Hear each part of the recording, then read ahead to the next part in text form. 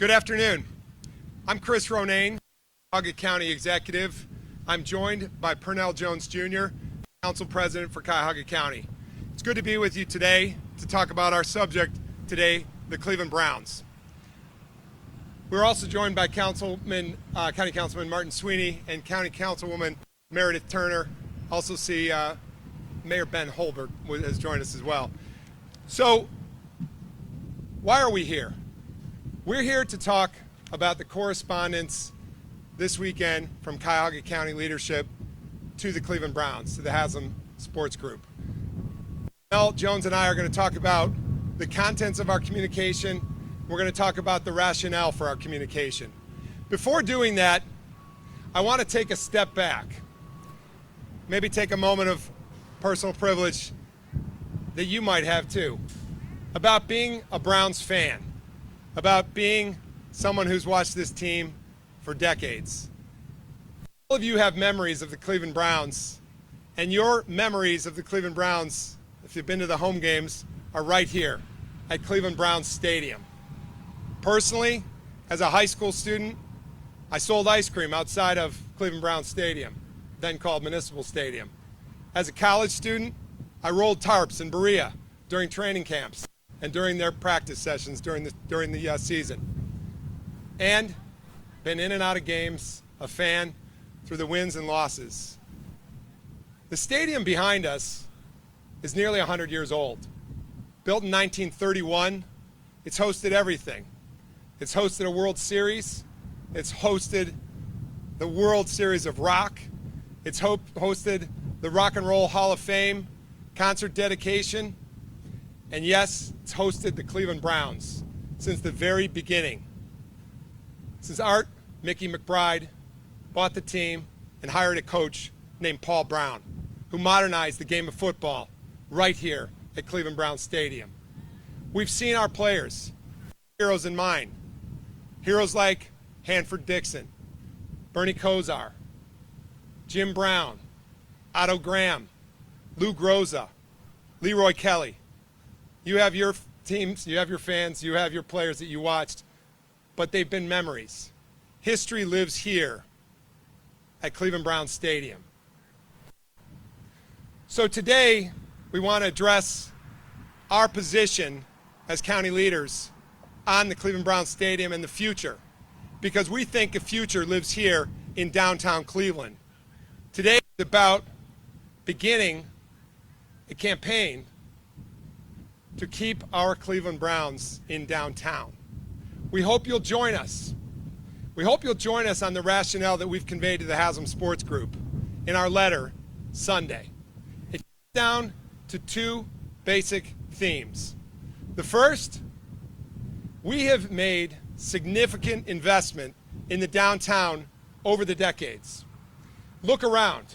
The Rock and Roll Hall of Fame, the Great Lakes Science Center, the Hilton Hotel on whose grounds we are on today, and the Huntington Convention Center, to name a few. But many more hotels, restaurants, bars, small business owners who've invested in the downtown. Our first point is to protect and advance that investment, to reinvest in this place that matters. We also want to say to the city of Brook Park, you matter too. We have a great relationship with the mayor of Brook Park and Mayor Ed Orcutt and the Brook Park City Council. And we compliment you on your efforts. There's so much going on in the community between the airport and NASA and many other things. We love the city of Brook Park. So this isn't about Cleveland versus Brook Park. This is about downtown. This is about everybody's downtown. Whether you live in Warrensville Heights, or whether you live in Westlake, whether you live in Solon, or whether you live here in the city of Cleveland. This is about downtown. It's about protecting and advancing the assets we've invested in by reinvesting. The second point has to do with financial modeling. As county leadership, Council President and I as county executive have a stewardship responsibility to protect the treasury of the citizens of Cuyahoga County and the tax dollars that they contribute to that. We believe, after analysis of the Cleveland Browns' proposal for Brook Park, that this dog doesn't hunt. We believe, after seeing their numbers and their projections, we do not believe that the financial modeling that's been presented to us works for our citizens and our taxpayers. There's too much exposure on a $1.2 billion public expectation. That's up double from the expectation here on a renovation for downtown. $2.4 billion, half of which would be asked as public expectation from the city of Brook Park, from Cuyahoga County, from the state of Ohio. But we're only here to speak of our concerns right now, officials for Cuyahoga County. $600 million is too much to ask of us as the public, the taxpayers, and frankly exposes the Treasury and bond deflation in our ratings. So we think we have a simple solution. Come home. Come back to where you belong, in downtown Cleveland, where this stadium has been for nearly 100 years and where it has been for every Browns home game for the last 80 years. Come home. Come home to downtown Cleveland. Be a part of the build-out that's happened here, part of the investment infrastructure that we've built toward, be a part of the future. Yes, history lives here at Cleveland Browns Stadium, and we hope a future lives here with the Cleveland Browns in Cleveland, Ohio at Cleveland Browns Stadium. I want to introduce my council colleague, my colleague at Cuyahoga County, President of the Cuyahoga County Council, Purnell Jones Jr. After Purnell speaks, we'll take some questions from you, the press. Well, again, thank you all for being here today. I for you, speaking for myself, with the county executive, to voice our strong commitment and opinion for keeping the Browns in downtown Cleveland. Over the past week, the Browns made clear their preference for building a new stadium in Brook Park. We sent this letter to the Haslams to first be transparent, and second, to make our preference clear for keeping the Browns in downtown Cleveland. I would like to express my gratitude to the Haslams for all they've done for our community, and I sincerely hope to continue our strong partnership and relationship. While we understand the Browns have an obligation to the fans, we have an obligation to the Cuyahoga County taxpayers as well. We have existing financial responsibilities, and we need to keep these in mind. Renovating the downtown stadium will build on the many public investments that have already been made, such as our two other sports venues, entertainment like Playhouse Square, our Hilton Hotel, and our Huntington Convention Center. The county executive and I are united in our commitment to keeping the Cleveland Browns in downtown Cleveland for generations to come. Thank you. Now we'll take some questions. Mark. One for each. Yep. Start with you. You said the numbers don't work on the proposal for Brook Park. Have you done the same analysis of the mayor's proposal for the numbers on the renovation, including the sin tax, which does run out in about 10 years and doesn't even cover the cost of renovation now? So wouldn't that mean we have to get involved in the sin tax increase? Question has to do with the numbers, and that question went on through various aspects of those numbers. First of all, reiterating the projections that have been made by Haslam Sports Group for the Brook Park Dome Stadium, from our perspective, and humbly we say this, don't work for the Treasury of Cuyahoga County and for, most importantly, the taxpayers of Cuyahoga County. It's too much, and it's too much of an expectation from us. What's been presented to us by both the Cleveland Browns and the City of Cleveland is the presentation for the preservation renovation of the existing stadium is exactly half at $1.2 billion, and in that denominator of that algebra of what's expected of us, exactly half. So we get to a question that Mark asks about the City of Cleveland. We look forward to a future dialogue with the City of Cleveland about how we're going to model this. But we did not want to distract that conversation by being between here and there, between Brook Park and Cleveland. We want to get into that discussion now with the city of Cleveland. They've made a proposal last week. We've seen that proposal like you've seen, and we know that that's a starting point in a negotiation and a discussion. But that's for the city of Cleveland to talk through with the Haslam Sports Group. We want to join that conversation specifically about this site and decide upon what is the best financial pathway to get us here. Every analysis we've made thus far on Brook Park is a dog doesn't hunt. We're optimistic about a renovation strategy, and frankly, I'll tell you, there is also a plan, rendered images for downtown's stadium, which I think should be revealed to the public just as Brook Park was. We made a statement after their August 7th letter. We felt like we needed to publicly declare to the public where we're at. So simply to No, I got a separate question. okay. So, have you briefed your council members on what you two know, since really Chris's decision isn't as important ultimately as to what council decides? So I speak as the council president. Our colleagues are in direct communication with the Cleveland Browns. The Cleveland Browns have asked to speak to our colleagues, and they certainly have that permission. They don't need my permission to speak, and they have actively engaged the council members that have a desire to learn more about what the Browns have to share. So yes.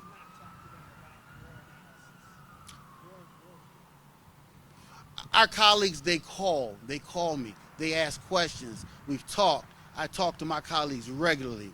It is important that the Cleveland Browns share in their own way how they feel with our colleagues, and they have taken advantage of that opportunity.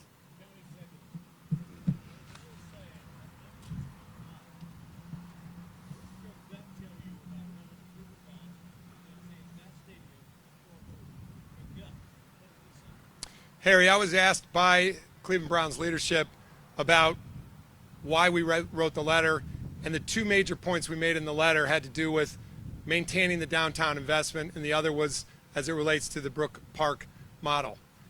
My answer was, and as Purnell Jones and I have conveyed by way of the letter, that this is the place to invest and reinvest in here in downtown Cleveland. Again, not with any animus toward the Brook Park model, but this is one that works. So I was asked by the Haslam Sports Group, where do you think this thing should be?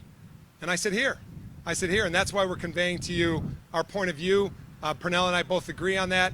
And I can't, in a crystal ball, project where Haslam Sports Group is ultimately going to take the Cleveland Browns. We've been through this before. We've been through the drama of the late 90s. We're not saying that's going to happen, and they have never said that's going to happen, that a town would exit Cleveland, Ohio. And obviously, no one wants to see that happen in this region. We have heard conversations about other sites, perhaps even those outside of the county. And that's why we're saying today downtown matters. Downtown is everybody's downtown, from the communities across Cuyahoga County to the region of counties throughout Northeast Ohio. This place matters here in downtown. Every place matters, but for football, for history, and for the future, and to protect our investments, we need to see it downtown.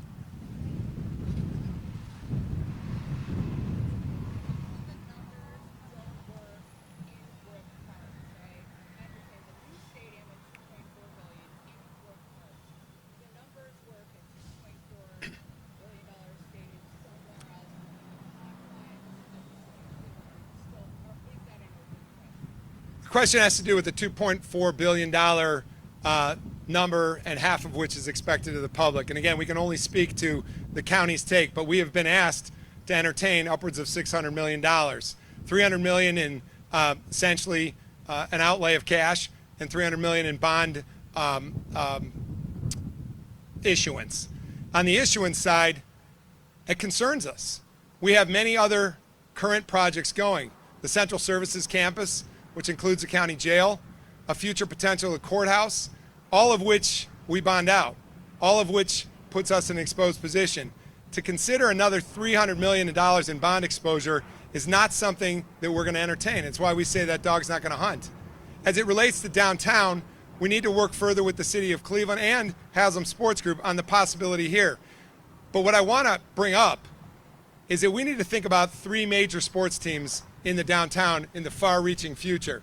We need to think about long-term leases with the Cleveland Browns, with the Cleveland Cavaliers, and the Cleveland Guardians. Those two matter. And so a conversation that needs to be had is how do we, in this town, a town financially strapped, and I say town in the regional sense, how do we collectively assure a long-term future for three major sports teams? We're committed to that. And we need to have that conversation in the context of all three teams. But Kim, $2.4 billion is $2.4 billion, $1.2 billion is half as much. You do the math. We're ready to get into a conversation about the latter.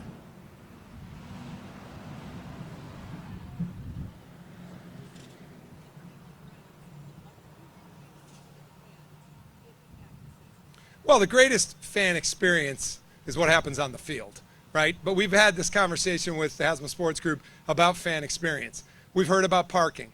We've heard about outdoor weather. We've lived with that for the 80 years of the Cleveland Browns. I've never seen someone not take their seat because parking was a problem. I've never seen someone not take their seat even in snow and rain. We're the AFC North. We're a team that, like the Baltimore Ravens, sorry to discuss them, that like the Cincinnati Bengals, sorry to discuss them, that like the Pittsburgh Steelers, sorry to discuss them. We have grit. That is actually a commonality. None of us have a dome, and all of us play football outdoors. Frankly, it's probably a competitive advantage for our team to host others who play indoors, but I'll leave that to Coach Stefanski. Let me say this. There is a shared benefit to having the team right here in downtown Cleveland. We are all fans. I am a fan. I have grown up watching the Browns. My first was watching Bernie Kosar being taken in the supplemental draft. I'm a fan as well. But there is a shared benefit to the residents of this community, the taxpayers, the fans, the Cleveland Browns themselves, when they are downtown. We've experienced it with the Cleveland Cavaliers in Richfield Coliseum when you were that far away from the core. So being here benefits the bars, the restaurants, all the infrastructure that has been built right now. It is a shared benefit, and we have a shared responsibility. The Haslams have been incredible partners. This is the heart and soul of this town, the Cleveland Browns. They have an 8,000 person ticket waiting list with a filled stadium now. This is what they have done and what we of the fans have done. And we want to protect that and continue to build on that right here in downtown. So we encourage them to stay in the ring with the leadership of Cleveland. And let's find a way to work it out and keep them right here in Cleveland. Got Ken and got Peggy. Go ahead. Yeah. Will you seek a resolution or some other collective statement of support for this campaign from your fellow council members? Our colleagues, we all have a role to play. The mayor of Cleveland, Justin Bibb, is in negotiation now. The city of Cleveland has put out their thoughts. The Browns are reviewing it, asking additional questions. We are not in direct negotiation. We're here to share our thoughts. It is still with the mayor of the city of Cleveland. There's a role for us, but there is also a role for council. This council has proven itself in all of our other sports facilities when our time for passing legislation and voting and when it is time to make our presence known. That moment is not right now. It is for us to listen. Our colleagues are, and they are actively listening. Those that are here now have been listening to the Browns and their thoughts. That is where we are at this moment. Ken, and then Peggy. Ken. For a number of reasons, we've heard the Haslams have favored Brook Park over rebuilding this. They obviously want some kind of, year-round facility, development around it, the parking revenues, all of that. Are you concerned that this campaign may push them out of the county to a surrounding county or even beyond? No, what we're asking our fellow citizens is to help make the case for why this downtown stadium matters. Again, it's iconic. It's been with us in history. It was the place of the first Monday night football televised game. It's the Goodyear blimp shot. You look at those other cities I mentioned. Cincinnati stayed on the river. Pittsburgh stayed in the Three Rivers. We'll stay on the lake. But we need to make that case collectively, the Haslam Sports Group. And we want to hear from our fans. We want to hear from those who've tailgated year in and year out, no matter the season record, in our municipal lots. We want to hear the case for support from our bar owners, our restaurant owners, our hotel owners. We want you to join us to make the plea for why history matters and we've got a future here. Peggy.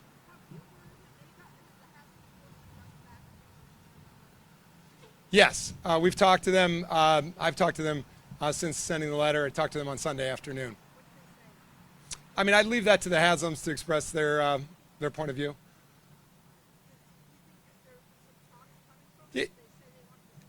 I'm sure Purnell and I agree on this, but I'll say it, and Purnell's got something to add. I mean, first, Purnell said it. We're grateful for the investment of the Haslams. We thank them for what they've done, whether it's with our Cleveland schools or whether it's other charitable nonprofits. They've been a charitable team around town, as has the organization of the Cleveland Browns. So we start with a premise of thank you. And all we ask now is for you to join us in a conversation about reinvesting in a place. Reinvesting in a place where we've invested billions of dollars within blocks of here for regional visitorship. Again, whether you're from Woodmere or Westlake, you visit the downtown as your downtown. And our out-of-town visitors who are here. I'm glad to see Tammy LeBlanc from the Hilton Hotel here today. The general manager was here. This place connects. This is about connectivity to the tourism and to the visitor and to the regional experience. And so you asked me a little bit about the Haslam's point of view. I can't answer that, but I can say to you, we hope they'll join the conversation, rejoin a conversation that frankly they helped get started about a lakefront vision for the future with the Browns on the lakefront.